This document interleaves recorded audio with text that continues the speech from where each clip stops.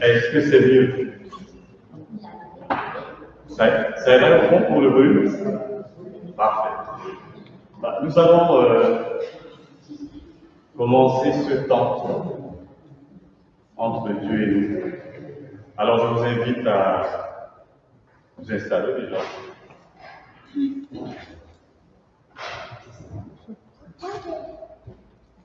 Très bien. Mes amis, mes frères et sœurs, effectivement, il est bon de nous accueillir les uns les autres comme le Christ nous a accueillis.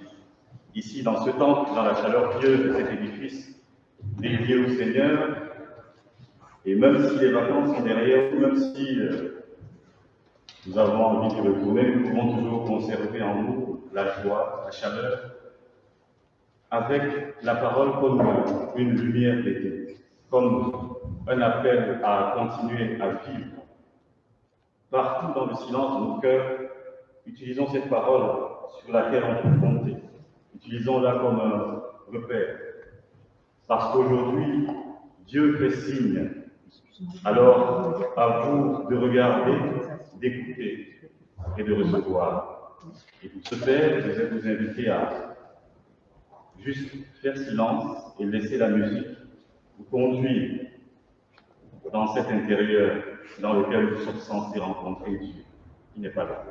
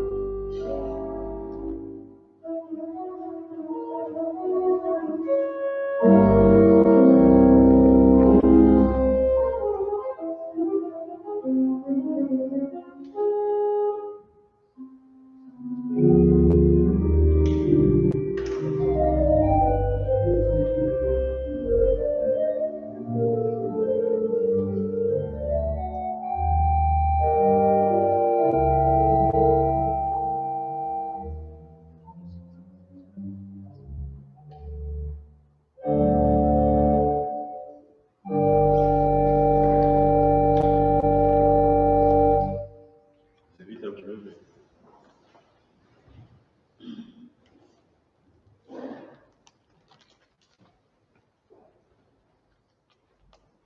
Je vous invite à la prière. Seigneur, nous voici rassemblés aujourd'hui, jour de foi, jour de joie pour ton Église. Donne-nous ton amour et ta force comme tu nous l'as promis. Que ton souffle se saisisse de chacun de nous et nous serons découverts dans le monde. Nous serons découverts dans le monde des signes de ta présence, de ton témoignage. Qu'il bouscule notre façon de vivre et de penser, et avec lui nous ferons toutes choses nouvelles. Vienne le jour où, comme nous ici, la terre entière pourra confesser: le Seigneur, c'est Jésus-Christ, mon Sauveur. Alors, il n'y aura rien d'autre à faire dans le trouble, l'inquiétude ou le malheur que de chercher ta face, Seigneur, comme on cherche une lumière dans l'obscurité pour pouvoir s'orienter. Rien d'autre à faire que d'accueillir la grâce et la paix du cœur que tu nous offres à tous. Seigneur, propre saint au seuil de ce culte. Amen. Je vous invite à chanter le 45-10, J'ai soif de ta présence.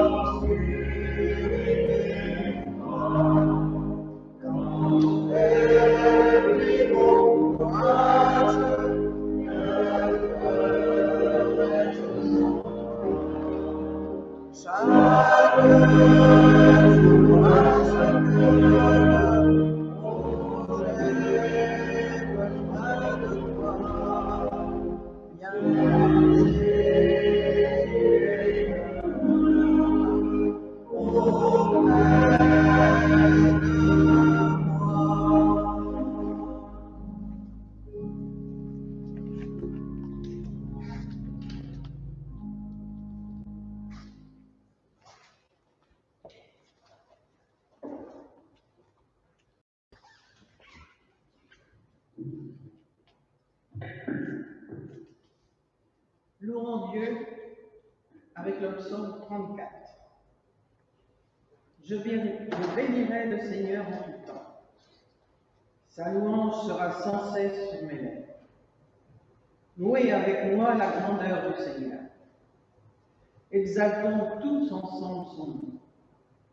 Quand je cherche le Seigneur, il me répond et il me délivre de toutes mes frayeurs. Qui regarde vers lui resplendira, sans ombre ni trouble au visage. Un pauvre crie, le Seigneur entend. Il le sauve de toutes ses angoisses. L'ange du Seigneur campe alentour pour libérer ceux qui le craignent. Goûtez et voyez, le Seigneur est bon, heureux qui trouve en lui son refuge. Enfants de Dieu, adorez-le. Rien ne manque à ceux qui le craignent. Et nous chantons le psaume 45, le chant 45-14. Jésus est au milieu de nous. 1, 2 et 3.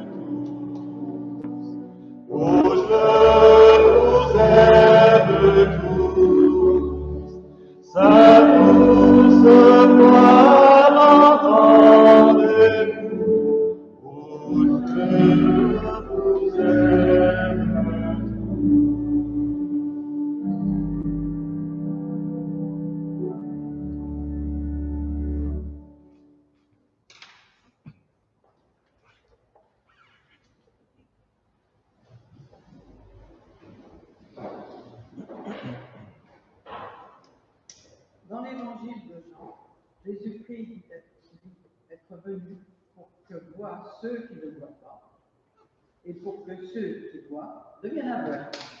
C'est Jean 9, 24, 41. Soutenus par cette parole, prions le Seigneur. Oui, Seigneur, nous sommes aveugles devant toi, et nous le confessons. Quand je me crois quelqu'un, quand mes vertus me montent à la tête, c'est alors que je ne vois plus, car je ne vois que ma propre loi. Seigneur, aie pitié. Quand la colère, la rancune ou mon jugement sur les autres me submerge, c'est alors que je ne vois plus, car je ne vois plus que moi. Seigneur, pardonne-moi. Quand je perds l'espérance, la certitude de ta victoire, la confiance dans l'esprit, l'amour que tu m'envoies jour après jour, c'est alors que je ne vois plus, car je ne vois que mes forces, Seigneur, et pitié de moi. Et dans les ténèbres de mon aveuglement, j'ai vu une grande lumière, la lumière de ta parole. Seigneur, tu fais abonder notre allégresse, tu fais grandir notre joie. Tu nous as libérés de notre vie, tu nous as envoyés nouveaux pour porter ta parole, ta grâce et de paix. Amen. Nous chantons le psaume, le chant 4304. Seigneur, reçois, Seigneur, pardonne, les strophes 8 et 3.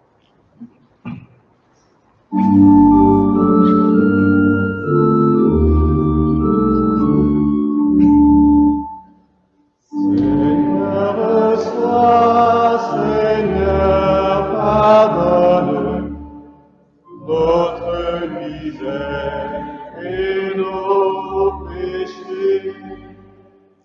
Et ce pardon que tu nous donnes, enseigne-nous à le donner.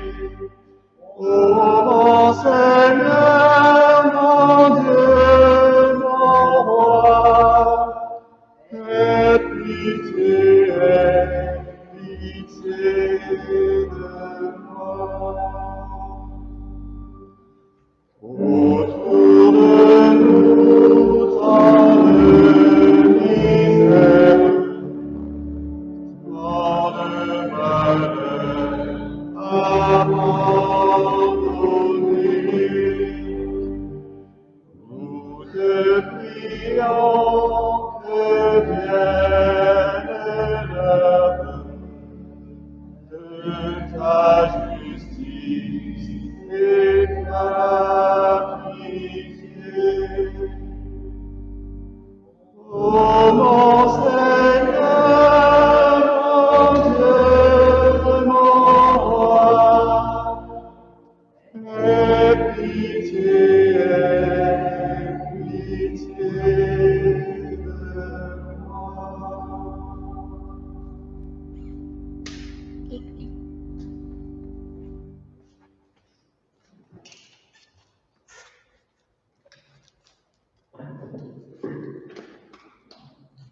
vous invite à vous lever pour écouter et recevoir le pardon de Dieu sur nos vies au travers de ces paroles de grâce.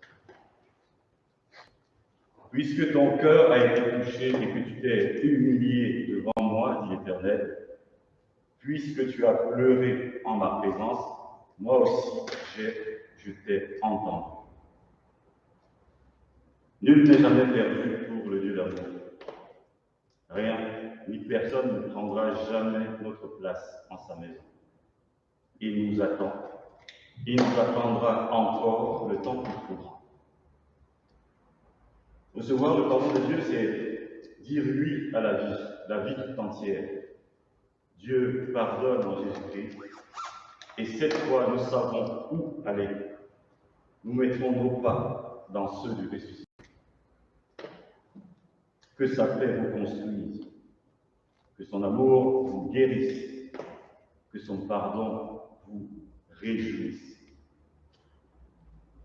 Alors réjouissons-nous avec le 33-21. Ô Jésus, ta croix de vie, les strophes 1 et 3.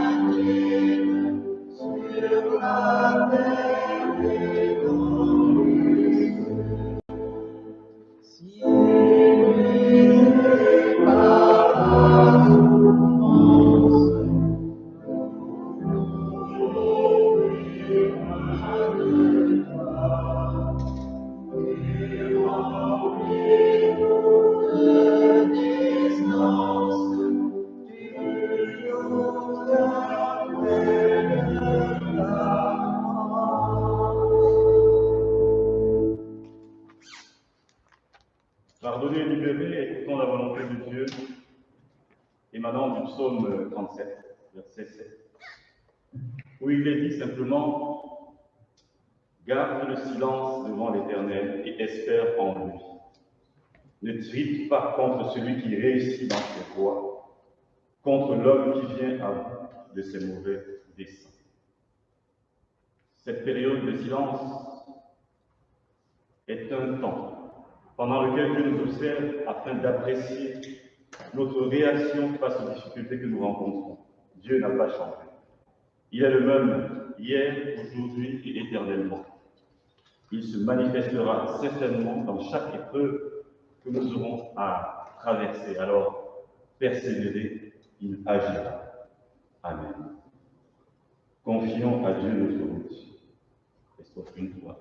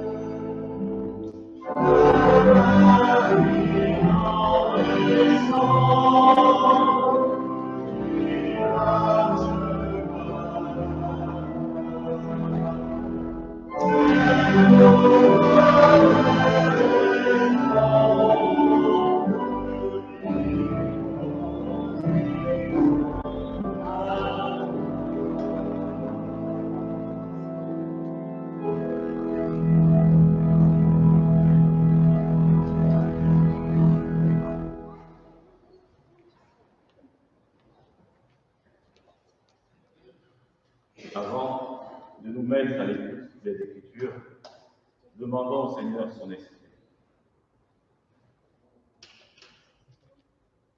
Notre Père, voici tes enfants devant toi. Tu es bon, nous le savons, mais la vie est souvent lourde et le bonheur si léger, si frêle. Dieu notre Père, tu nous donnes ta parole et ton pain, ta bénédiction, ta joie. Accorde-nous de les recevoir si pleinement qu'elles nous comblent enfin. Que dans toutes les joies de la vie, tu sois notre joie la plus haute. Que dans nos peines et nos travaux, tu sois notre secours le plus sûr. Nous t'en prions, ô Dieu, donne-nous un cœur sincère. Et pour cela, accorde-nous d'écouter et de recevoir ta parole, afin que, tous ensemble, nous soyons ton peuple.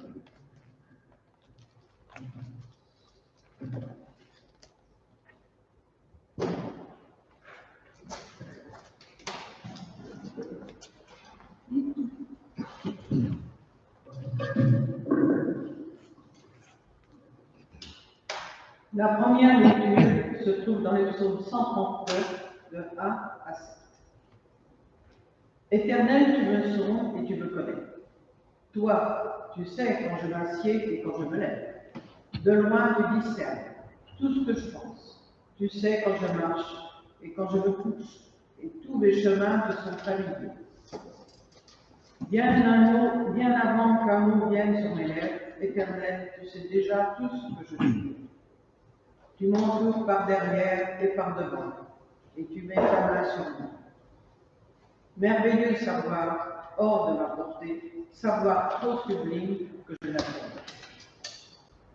Où pourrais-je aller loin de ton esprit? Où pourrais-je fuir hors de ta présence? Et nous chantons le chant 44-11 entre tes mains, j'abandonne, le strophe 1 à 2.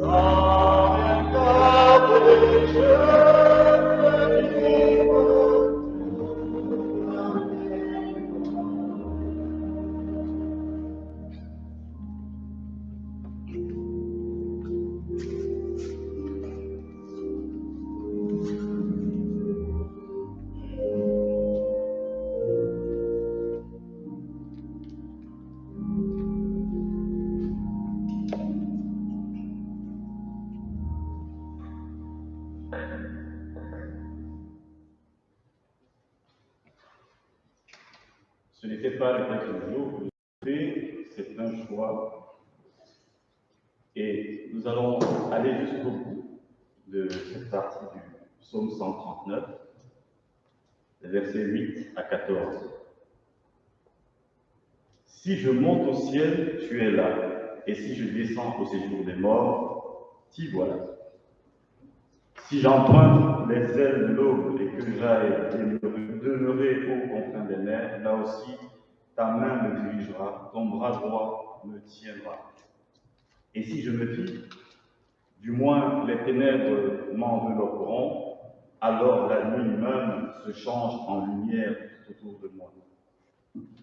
Pour toi, même les ténèbres ne sont pas obscures et la nuit est claire comme le plein jour. Lumière ou ténèbres, pour toi, sont pareilles. Tu m'as fait ce que je suis et tu m'as tissé dans le ventre de ma mère. Je te loue d'avoir fait de moi une créature aussi merveilleuse. Tu fais des merveilles et je le reconnais. Amen.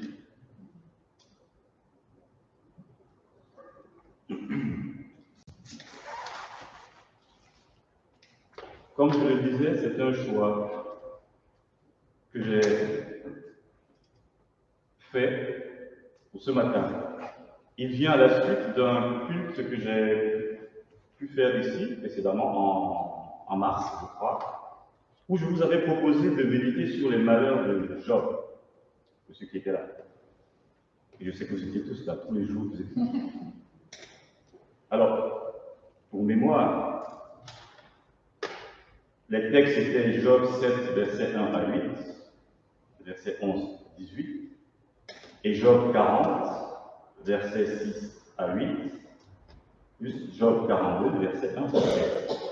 Le plus simple pour vous y retrouver, c'est de lire tout Job. C'est mieux. Ah oui. Alors, souvenez-vous des mots de ce pauvre Ève anéanti par le silence de Dieu, cet homme tout en souffrance, qui disait « Quand me lèverai-je? Le soir se prolonge et je suis rassasié d'agitation jusqu'à l'aube.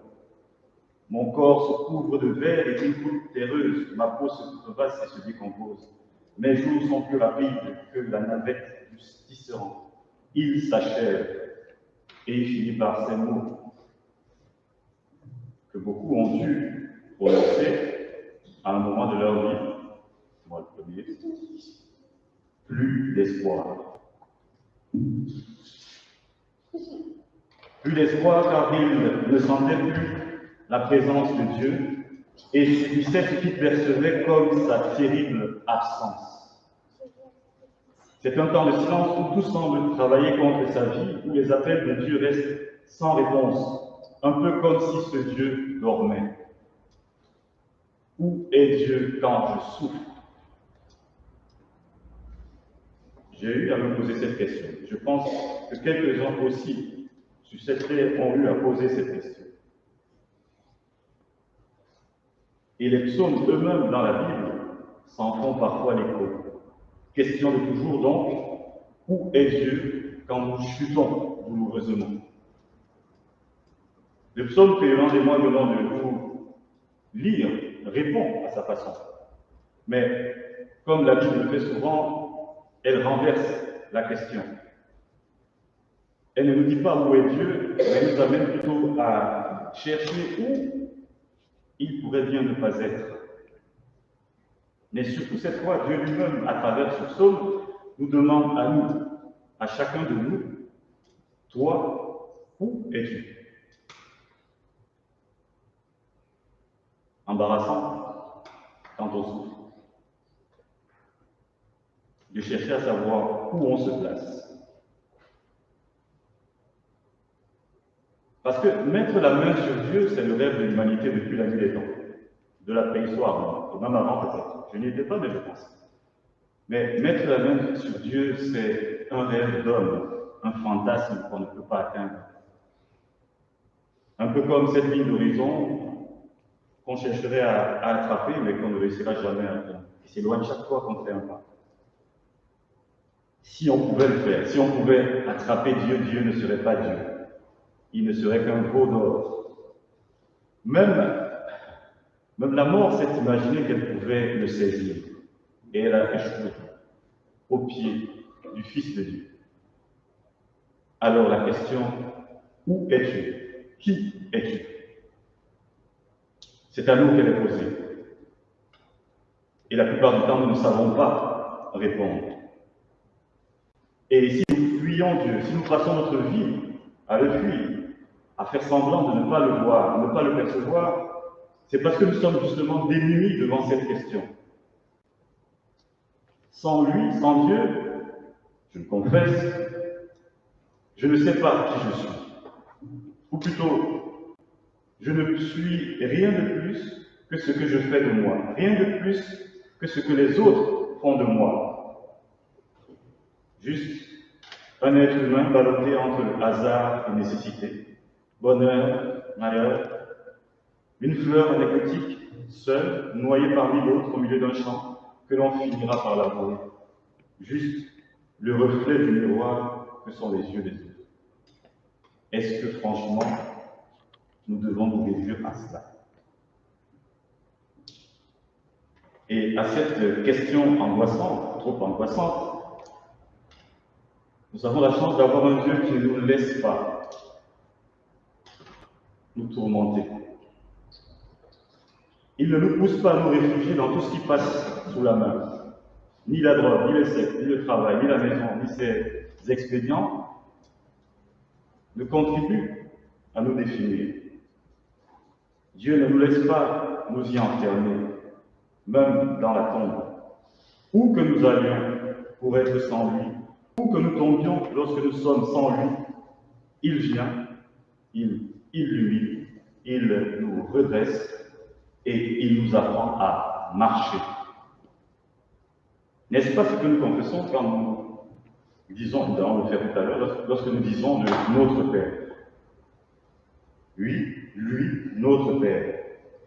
C'est lui qui nous appelle à vivre, lui qui nous appelle à grandir, lui qui nous fait devenir adultes devant lui, nous permettant d'affronter les questions, nous proposant des réponses. Et la nuit devant lui devient lumière.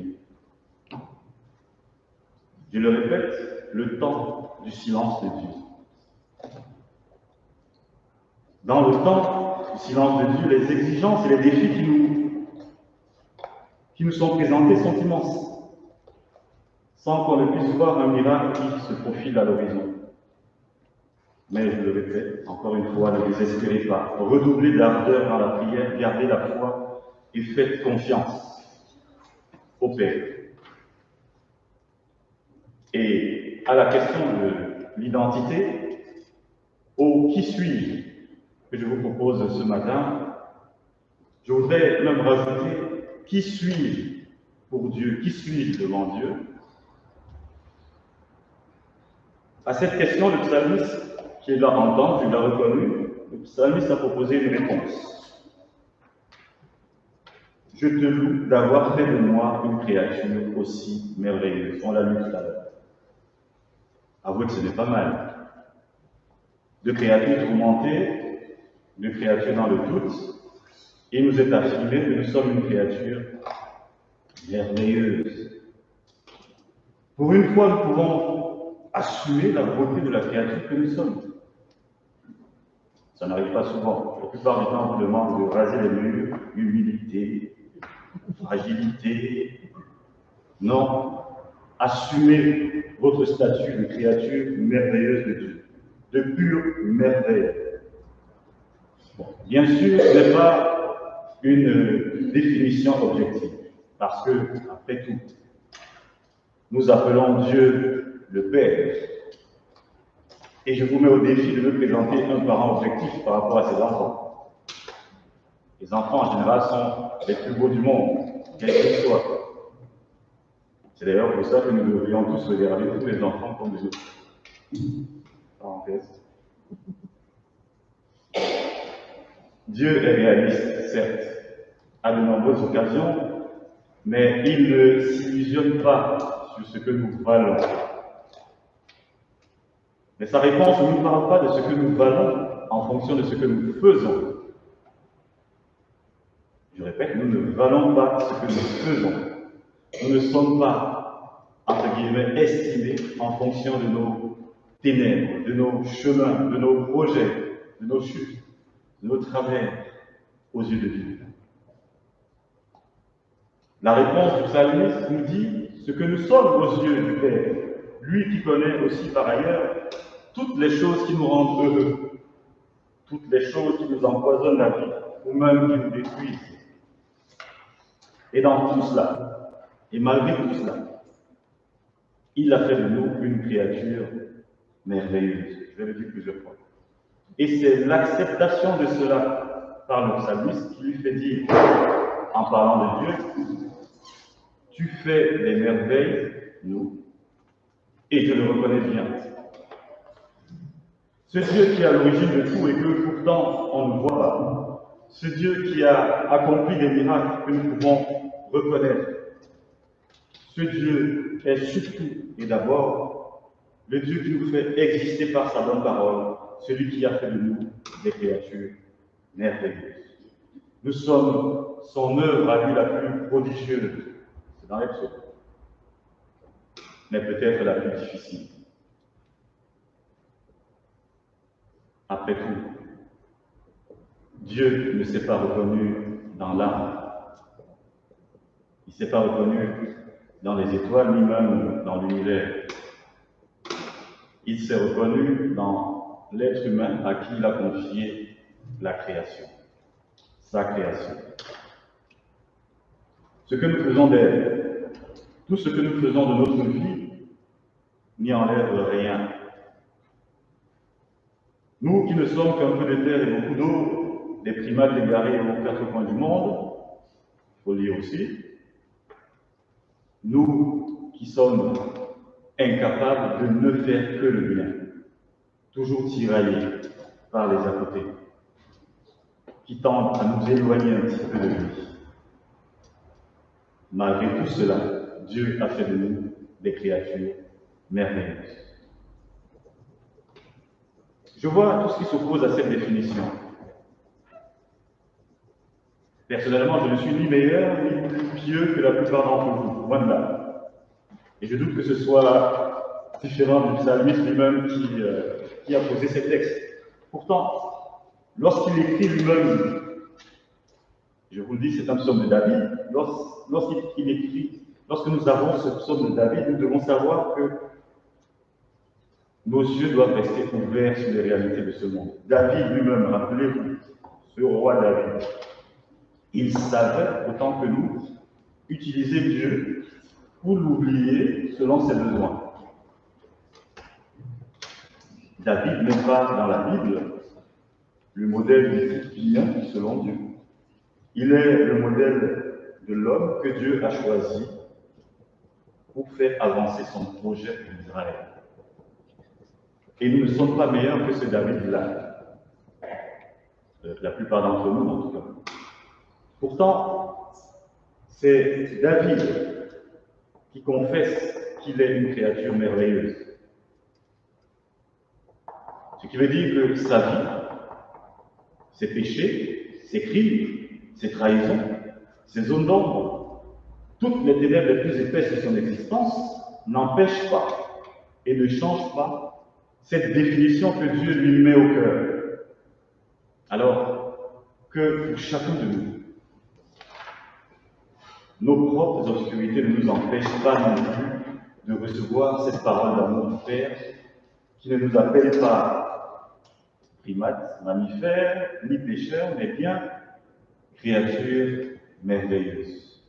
Assumez-le. Et quand je dis assumez-le, il ne s'agit pas simplement de dire je suis une créature merveilleuse et on s'arrête là. Trop facile. Beaucoup trop facile. Assumer ce statut de créature merveilleuse signifie que vous devez maintenir ce statut. Rester à l'image de la créature merveilleuse que vous êtes censé être. Ne vous en éloignez pas. Et ne me demandez pas que faudra-t-il faire, que faudra-t-il que je fasse pour que ça devienne vrai, pour que je sois une créature merveilleuse. Ne me le demandez pas parce que c'est vrai maintenant. Vous l'êtes déjà. Et le baptême que nous avons reçu, petit ou adulte, n'a pas d'autre sens que de nous dire cette vérité. Pas d'autre sens que de sceller d'un geste à la fois dérisoire et décisif cette affirmation. En confessant que Jésus-Christ est le Seigneur, nous confessons par là même que nous sommes des créatures merveilleuses. Parce que c'est Dieu qui nous crée ainsi. Parce que c'est son Fils qui nous crée ainsi par sa mort et sa résurrection. C'est ainsi que sa seigneurie sur nous brille. C'est ainsi que nous pouvons nous réclamer de lui. Dieu lui-même s'est engagé envers nous de manière décisive, en la personne de son Fils. Et si vous l'oubliez dans les épreuves, si votre foi vacille et que votre cœur n'arrive plus à percevoir sa présence, la présence de celui qui se tient toujours à votre côté, retournez à la Bible. Prenez les moyens qu'il vous a donnés pour entendre à nouveau sa parole. Vous aurez toujours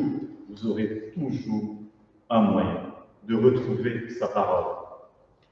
Quel que soit ce que vous traversez, quel que soit ce que vous avez fait, même si vous ne vous en jugez pas digne, vous aurez toujours un moyen de retrouver sa parole. Et ainsi, la créature merveilleuse que vous êtes, la créature bénie que vous êtes, créature dont Dieu connaît les capacités, les forces, les faiblesses, cette créature saura faire face et se relever. Dieu a certes fait silence à un moment donné de nos vies, mais il n'était pas absent. Il se tenait et s'est toujours tenu à nos côtés. Même quand nous ne le percevions pas, il était là. Alors, dans les moments de souffrance, de douleur et de doute, sachez que ce Dieu viendra à votre secours. Passez seulement cette épreuve et vous verrez sa gloire. Amen.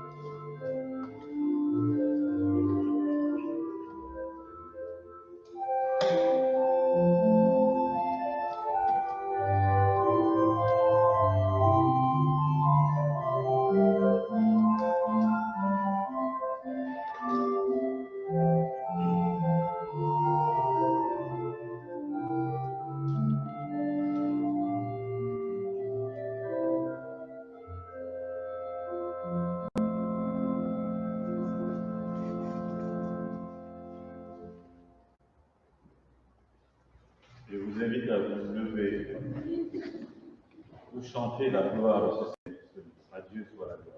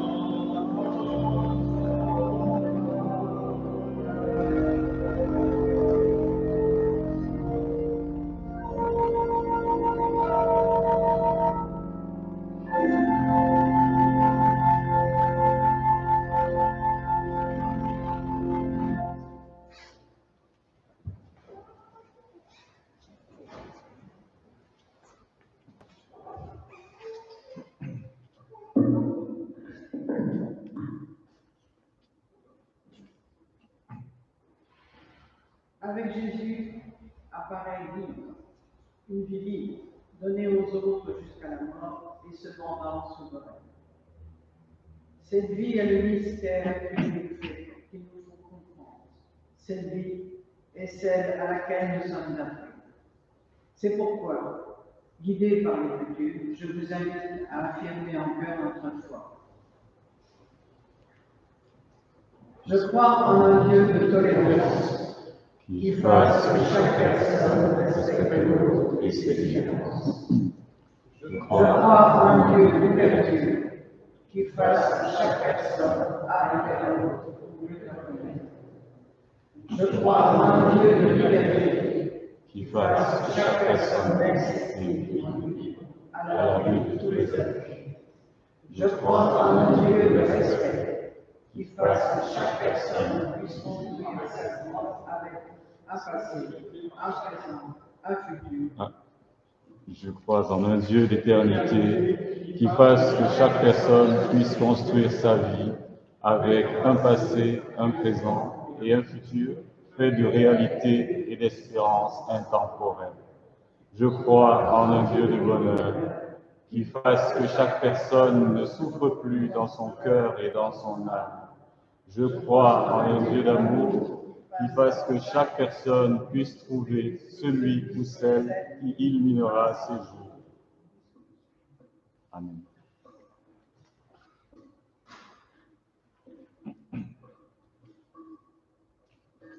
Alors, les annonces. Vous avez vu notre exposition? Peut-être pas. Alors, c'est à l'inspiration d'Isabelle, et avec lui, Catherine et Daniel Chadou. Voilà, ont été réalisés ces... Vas-y, c'est toi qui l'as fait. Donc, journée du patrimoine, il était important quand même pour nous, depuis toutes ces années, d'avoir une exposition qui nous permette de revisiter l'histoire de notre temps. Ce temps que nous pouvons redécouvrir à travers ces panneaux. Et c'est une exposition qui couvre la période avant le temps, avant même que nous nous installions ici, aux périodes qui ont permis de bâtir ce temple, d'en faire ce qu'il est aujourd'hui, de traverser les années avec en bonus, sur ces deux panneaux notamment, une revisite de notre temple pour le regarder différemment, en lisant, en décryptant, en observant toute la symbolique que nous avons en façade et à l'intérieur. Très riche. Et c'est un travail fait par Daniel Chani que nous pouvons proposer ici. Et le dernier panneau représente deux anniversaires, en 1900 et en 1950. 1900, c'est l'inauguration, 1950, le cinquantenaire, avant que d'autres panneaux ne viennent compléter cette exposition. Vous avez des livrets en vente à l'entrée, auprès de Françoise. Ouais. Merci. Oui, Yves, vous pouvez expliquer mieux. Alors, lundi 19 à 19h au temps, chorale. Mardi 21, partage biblique. Alors, le partage biblique est à 19h en présentiel à Portland et à 20h30 en visio. Le lien vous sera envoyé. Le jeudi 22, Prod au bistrot à Portland. C'est ouvert à partir de 18h jusqu'à 20h. Laurent qui a participé, tu le mets maintenant, et a participé au premier Prod bistrot, va vous expliquer. Oui, bonjour à tous et à toutes. Non, je n'explique rien, je vais simplement illustrer ce qu'on a fait. Donc, comme c'est mentionné dans le livret d'accueil en page 8, c'est un temps et un espace d'expression autour d'un verre.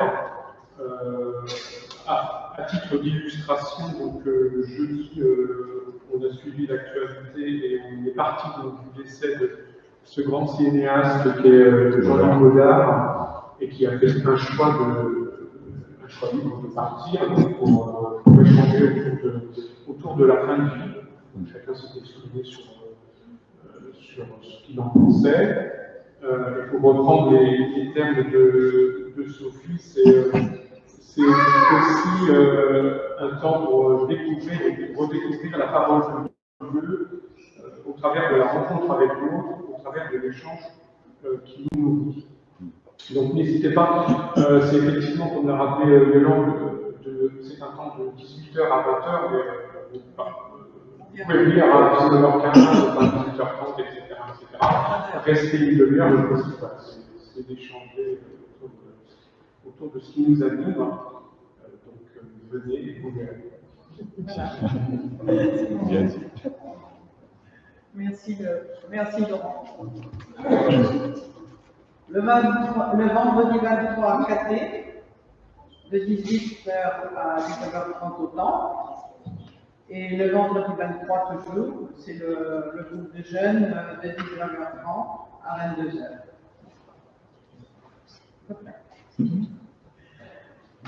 Alors, nous nous rappelons l'inauguration, qui a lieu le 8 octobre. Alors, nous aurons je crois qu'on aura besoin de quelques personnes, un petit peu. Et puis, nous rappelons également le synode régional qui se déroulera le 11, 12 et 13 novembre au lycée Notre-Dame.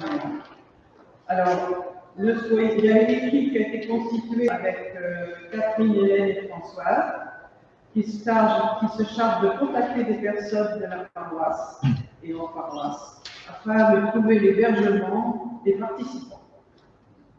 Il peut y avoir 100 personnes et plus.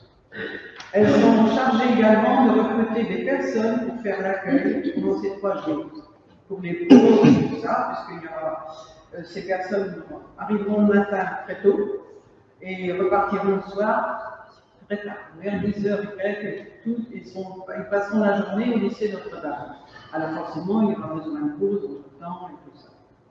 Donc là, il va y avoir un recrutement de fait. Alors, la commission animation avec Yvonne Serrière étudie la possibilité, ils ont dit, trouver 2 dates pour la barbarie. Mais par contre, si on fait cette, alors on ne sait pas encore les dates précises, mais si vous faites du tri dans vos armoires en début d'hiver, pensez à nous. Nous vous adresserons plus d'informations dans le courant du mois. Je pense que j'ai rien à dire. J'ai encore un truc à dire. Mais je te laisse la parole.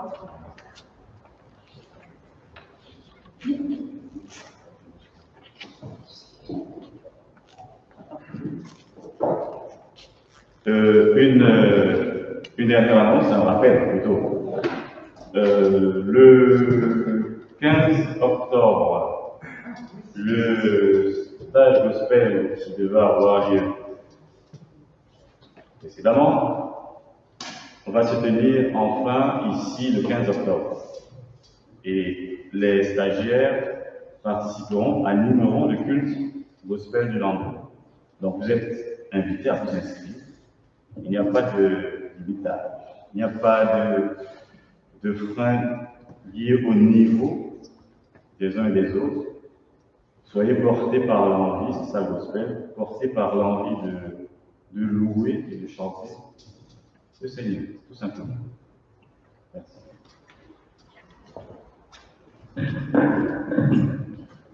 Je ne vous ai pas parlé du gospel parce que ça, c'est à vous. Ah oui, j'ai vu. L'inscription via l'inscription sur le site, sur l'adresse. Ah oui. Pour plus de renseignements, vous pouvez envoyer vos demandes via l'adresse mail. Alors, si, excusez-moi. Pour les inscriptions, vous les envoyez sur le mail du Conseil presbytéral, bien sûr. Et Yves, on vous adressera les autres pour les inscriptions. Voilà. J'ai rien à dire. Non. On passe à l'autre. Vas-y. Ah, pas encore. Il y a quelque chose à dire? Ah oui.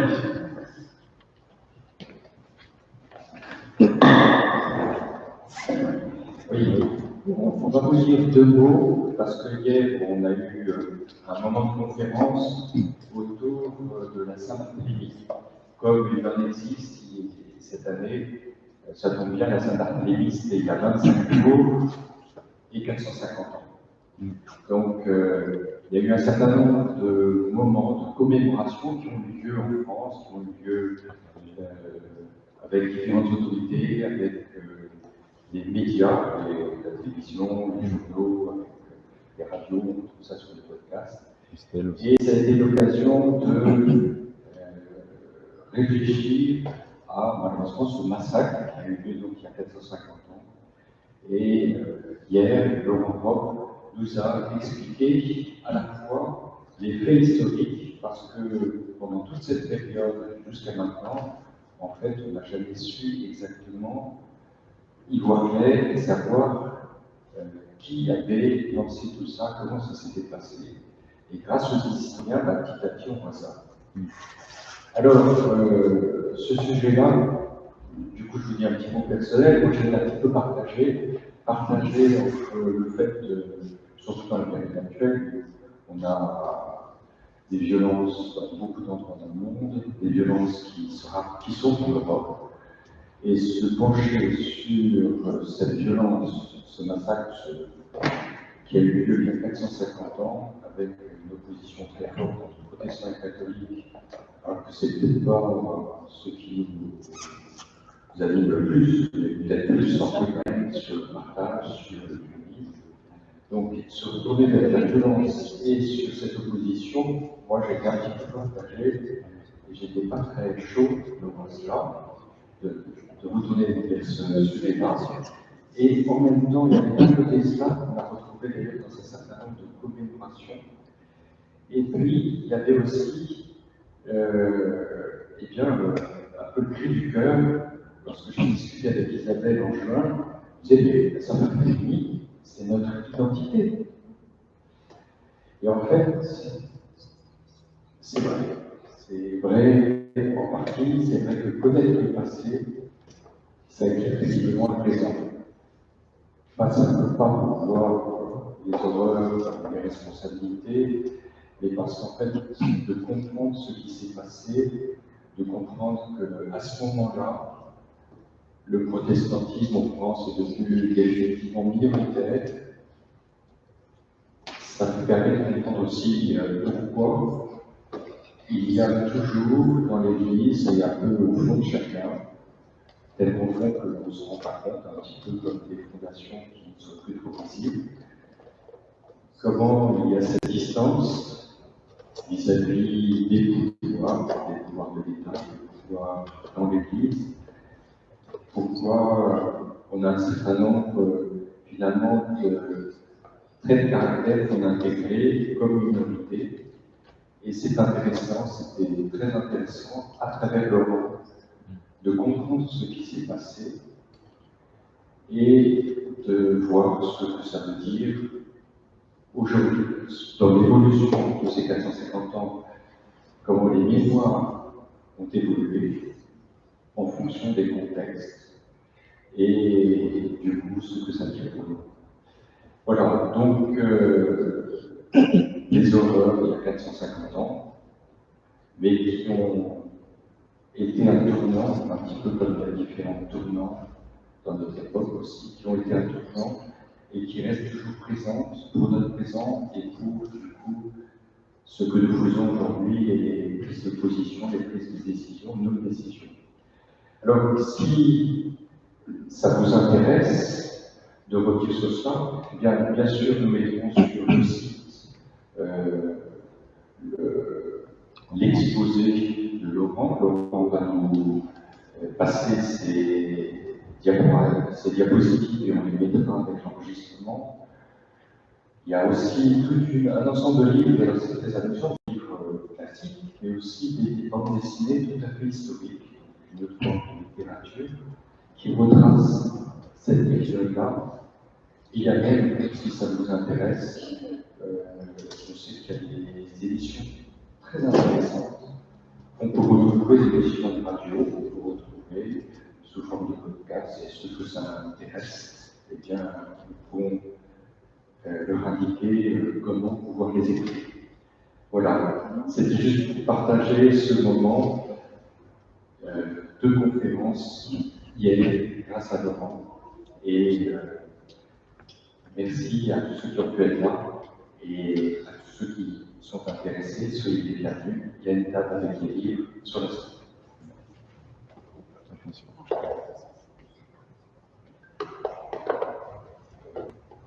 Oui, Fabienne me disait, tu n'as pas le droit de t'en aller sans parler d'exemples de commémoration. Alors, je donnerai deux exemples de commémoration. Il y en a une à Paris où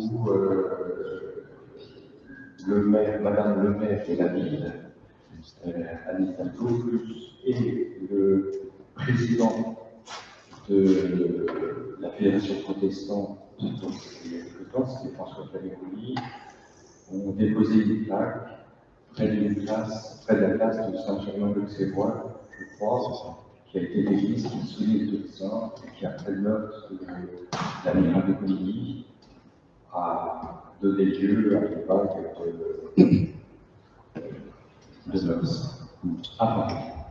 Voilà, donc ça c'était un exemple de commémoration, tout simplement à Paris. Et juste une paroissienne de Nantes me disait, nous, l'occasion de cette commémoration, ça a été de lancer une réflexion sur la réconciliation. Donc vous voyez une démarche simplement avec les pouvoirs de Paris de rappel historique, et à Nantes, une autre façon de voir ces événements et de penser justement aux réconciliations que l'on a besoin dans l'histoire de notre société de faire.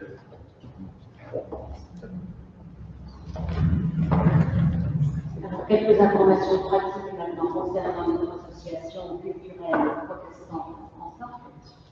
Traditionnellement, vous savez, notre programme démarre avec les journées du patrimoine. Et nous proposons là cette date comme nous sommes maintenant. Si vous souhaitez renouveler votre adhésion, pour ceux qui sont déjà adhérents, c'est le moment, puisque pour notre association, l'année est du 1er septembre au 31 août. Donc il est tout à fait possible aujourd'hui de renouveler votre adhésion ou de prendre une adhésion si vous n'êtes pas encore adhérent. Alors si vous souhaitez en savoir plus sur notre association, je vous invite très fortement à assister à notre prochaine assemblée générale, parce que là, c'est vraiment l'occasion de connaître plus en détail ce que nous faisons, et on détaillera aussi à cette occasion-là le programme de la prochaine saison. Alors ce programme, vous l'avez dans le livret annuel que l'on vient de recevoir. Il est intégralement dans le livret, mais nous avons quand même imprimé quelques flyers qui sont à votre disposition sur la table aujourd'hui et qui sont plutôt destinés à être donnés.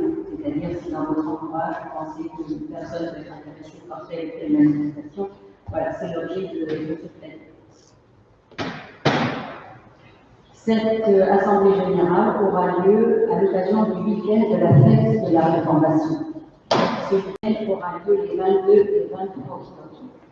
Et la prochaine conférence que nous allons proposer se tiendra donc le samedi 22 octobre, si vous voulez déjà prendre note. Et ce sera une conférence sur les 500 ans de musique protestante, avec Louis Pernaut, qui est pasteur à la paroisse de l'Étoile à Paris.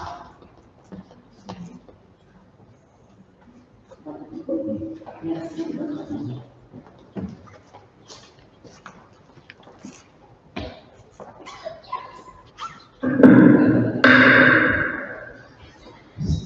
Rempli de reconnaissance pour tous les bienfaits que Dieu nous a donnés jour après jour, c'est le moment de verser avec joie au service de notre Église, ici et dans le monde. Merci.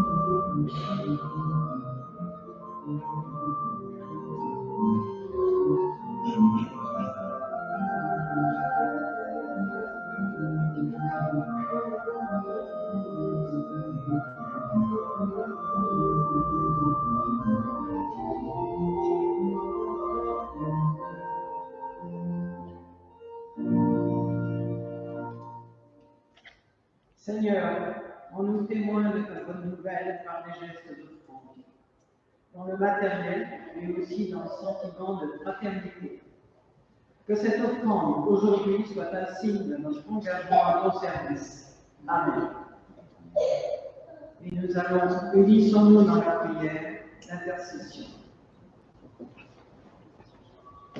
Seigneur notre Dieu, dans nos églises et dans nos vies, viens nous rejoindre plus encore pour que nos forces soit renouvelée et que notre prière ne reste pas sans conséquence. Dans tout ce qui nous entoure, aide-nous, par ta parole, à nous délester de ce qui nous pèse, nous prend du temps, des forces et de l'énergie. Qu'à chaque instant, nous puissions toujours plus nous tourner vers toi. Notre Dieu, tu connais nos cœurs et nos vies. Tu sais ce que chacun de nous est capable de faire et tu ne nous donnes jamais à supporter plus que nous le pourrions. Toi, tu le sais, mais nous sommes parfois démunis face aux réalités de la vie, accablés par tout ce qui n'est pas sous notre contrôle. Rejoins-nous encore aujourd'hui pour que nous soyons véritablement des acteurs de la vie que tu nous mets en nous. Nous sommes reconnaissants pour ces moments où tu nous remplis de ta force et de ta plénitude. Dieu de lumière et de vie, de tout notre cœur et d'un seul élan dans la communion de l'Église universelle, nous adressons la prière que le Christ le Sauveur et Seigneur nous a confiée. Notre Père qui es aux cieux, que ton nom soit sanctifié, que ton règne vienne, que ta volonté soit faite sur la terre comme au ciel. Donne-nous aujourd'hui notre pain de ce jour. Pardonne-nous nos offenses, comme nous pardonnons aussi à ceux qui nous ont offensés. Et ne nous laisse pas entrer en tentation, mais délivre-nous du mal, car c'est à toi qu'appartiennent le règne, la puissance et la gloire au siècle des siècles. Amen.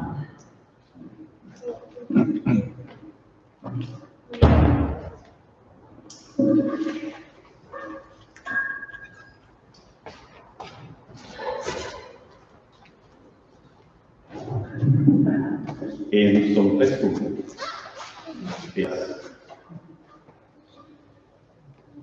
Ah oui, une annonce qui avait été oubliée tout à l'heure de plus, c'est qu'à la fin de ce culte, avant de partir, vous avez la possibilité de vous arrêter à l'entrée. Il y a un pot qui est offert et qui sera systématique cette année. Alors je vous invite à vous lever pour recevoir l'exhortation et la bénédiction du Seigneur.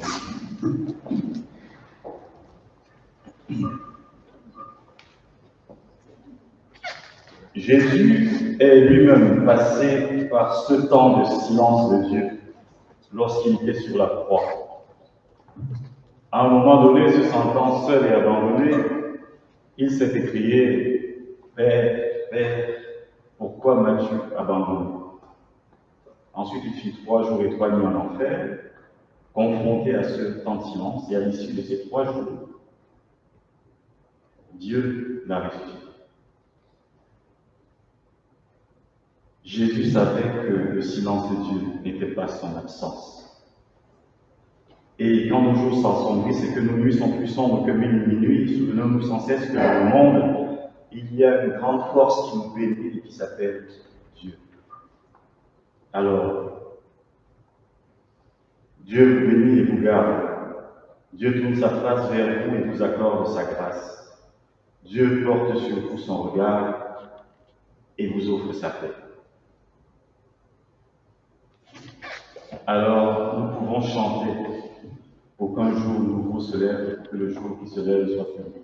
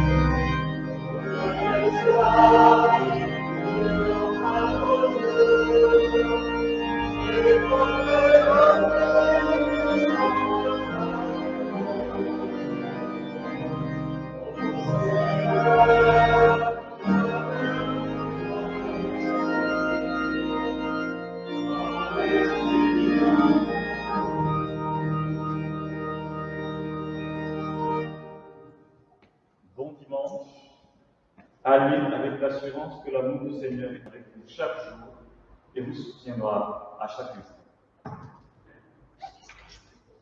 Yves, je peux faire une annonce?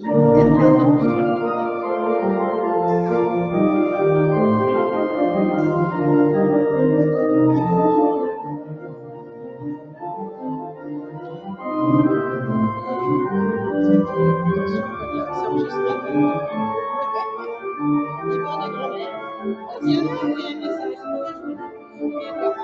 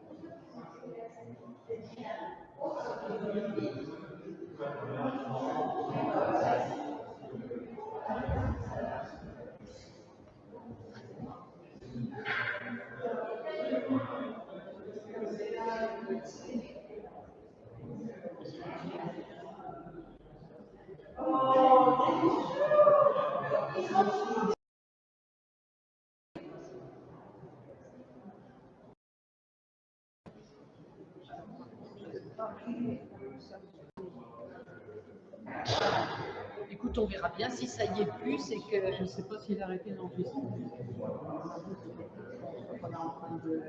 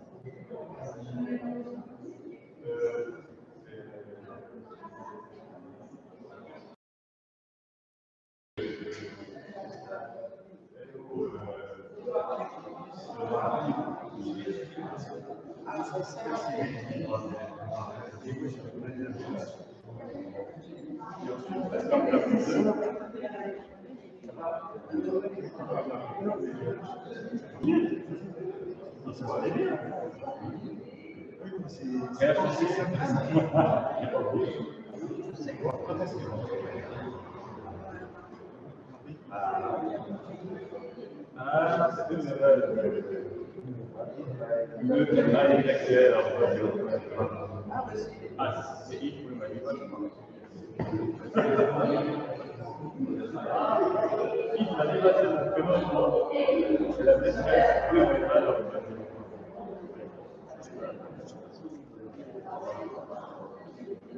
oui. Oui.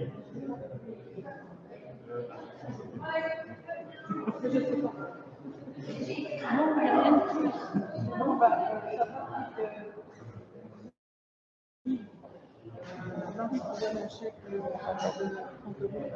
Bon, parce que pour la